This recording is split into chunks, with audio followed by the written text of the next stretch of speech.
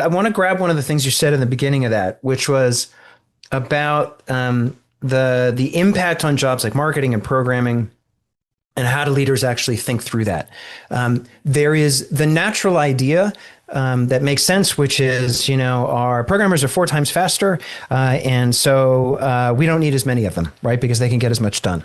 To me, that implies that you've solved all the problems that programmers could possibly solve. Right.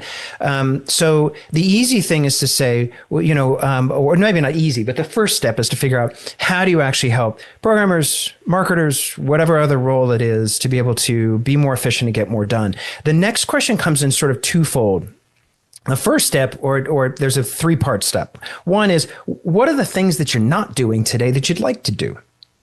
Because actually, I think the people who feel that we can just automate all humans with machines, that's an unbelievable sort of hubris, but it's also unbelievable category error that we've solved all of the world's problems, which we just haven't, right? So think about that within your organization. What problems haven't you solved that you'd like to solve? What can you go deeper on that might provide richness to your organization, that might make it more satisfying, might make it more interesting for employees, which might make it better for customers, which might allow you to make more money? All of those things, whatever your motivation is, where are you not solving those problems? Marketers, I think what's interesting is that the world that I was in product marketing forever ago, it was a very personal experience in comparison today, because the internet basically didn't really exist as it does today. We couldn't do A/B tests. We couldn't look at how users were using our software because it wasn't connected to the internet, right? Like, we shipped products and then we had to ship updates and we had to go talk to people to figure it out. Maybe your marketers need to go spend more personal time with people, because the richness of those conversations tells you some amplitude more than social listening across, social media channels, right? So how do you figure out what those categories are? And then the interesting part that we really like working with people on is thinking about where in those problem sets are the things that you actually just want to let humans go be humans, right? I need some time. I got to go think. I'm going to come up with it on a walk somewhere. Like the true genius moments, like you can trace it, whether it was the idea when, for a products, like that I lived through, to like the invention of the Post-it, one of those sort of crazy moments, through to how do I actually use an AI to actually think of those crazy innovations and those growth ideas. Oh, that's I love what you're saying.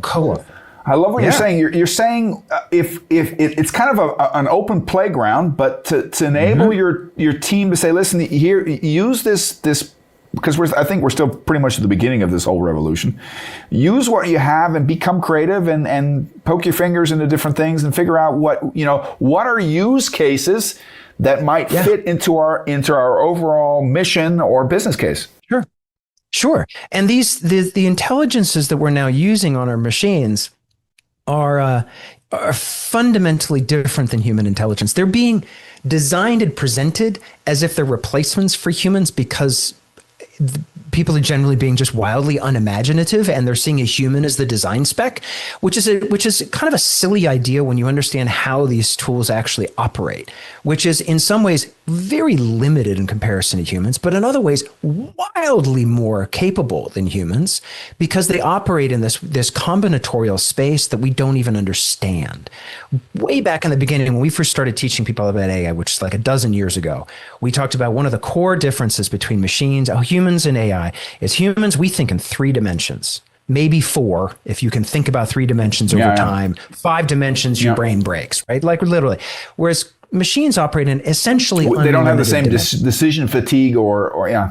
Exactly. We don't tire. But we don't have the combinatorial, the way to be able to see across these things is amazing, which is why, just to break the sort of the sort of LLM model, think about how machines are able to understand climate or weather. The transformer, which is the architecture inside of these LLMs, has learned the patterns of the electricity grid. Right, Helen probably talked about that because she loves to talk about it. But it doesn't know the physics itself, but it's learned the patterns of. Right, that's how it's learned language. The fact that it actually has learned language is one of the greatest inventions of the century. So it sees and understands these patterns in ways that we don't. Now, how do you stop and think, I get to work with this thing that sees and understands patterns in ways that I don't? How might that allow me to be more creative and think of new things, to be able to do new things, to expand the possibility of what I do as an individual, what we do as an organization? That's the great invention that we haven't gotten to. Like, we're still in the moment now of almost like 95, when almost every internet site was literally just a carbon copy or a digital copy of a company's physical brochure, right? You would take a brochure that you would have handed out on a trade show, and that's exactly what your homepage looked like. We haven't gotten to the how do we do this completely differently now? I love what you're saying. I'm gonna rephrase it, because I think that the point needs to be driven home like a big stake even further. Your part of your journey into AI was your experience with your children.